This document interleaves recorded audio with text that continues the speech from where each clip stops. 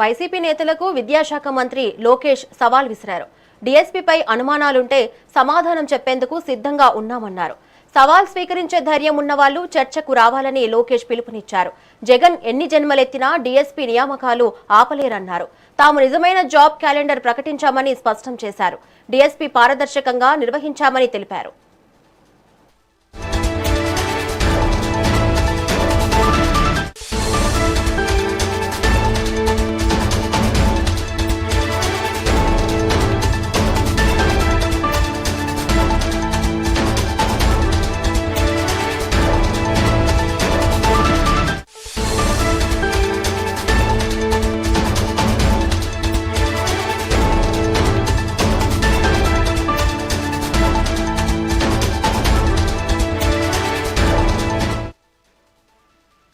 YCP నేతలకు విద్యాశాఖ మంత్రి లోకేష్ సవాల్ విసిరారు.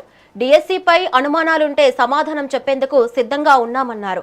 సవాల్ స్వీకరించే ధైర్యం ఉన్నవాళ్లు చర్చకు రావాలని లోకేష్ పిలుపునిచ్చారు. జగన్ ఎన్ని జన్మలెత్తినా డీఎస్సీ నియామకాలు ఆపలేరన్నారు. తాము నిజమైన జాబ్ క్యాలెండర్ ప్రకటించామని స్పష్టం చేశారు. డీఎస్సీ పారదర్శకంగా నిర్వహించామని తెలిపారు.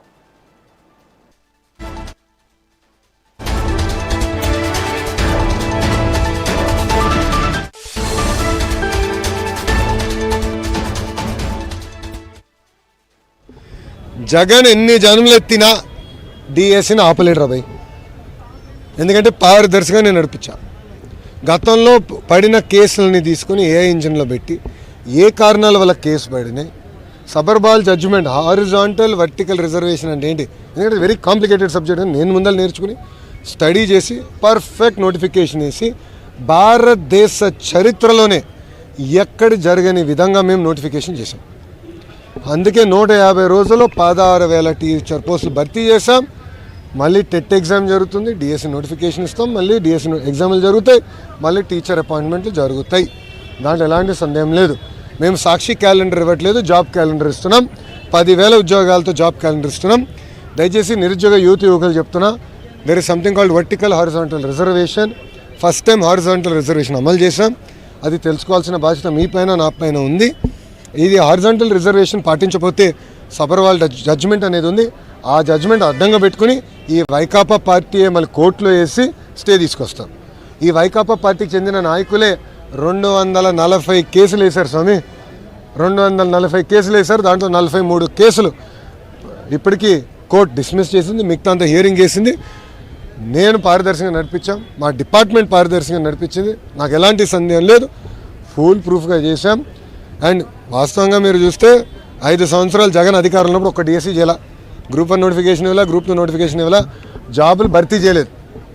ఒక ప్రభుత్వ ఉద్యోగం కూడా భర్తీ చేయలేదు. ఆయన పెద్ద పెద్ద మాటలు చెప్తాడు. అసలు ఆయనకేం అర్థం అవుతుంది స్వామి? ఒక డిఎస్సీ చేస్తే వర్టికల్ హారిజాంటల్ రిజర్వేషన్ ఏంటో ఆయనకు అర్థం అవుతుంది. ఒక డిఎస్సీ చేయకుండా, ఒక్క టీచర్ పోస్ట్ ఇవ్వకుండా మా పైన మాట్లాడే హక్కు మీకు ఎట్టొచ్చింది స్వామి? మీరు ముందర సబ్జెక్ట్ తెలుసుకోండి. ఆయన ఏమన్నాడు? అసలు ఎక్కడ మేము రిజల్ట్స్ బయట పెట్టలేదు, ఏం లేదు. మళ్ళీ ఆన్లైన్ ఆయనే ఓపెన్ చేసి చూపించాడు ప్రెస్ మీట్లో, మీరు చూసారు లేదు? ర్యాంకులన్నీ మళ్ళీ ఆయనే చదివి చెప్తున్నాడు. మళ్ళీ అది ఎక్కడి నుంచి వచ్చినట్టు ఆన్లైన్ కదా. అంటే ఒక అబద్ధం 10 సార్లు చెప్పి నిజం చేసాక ఆయన ప్రయత్నిస్తున్నాడు. జగన్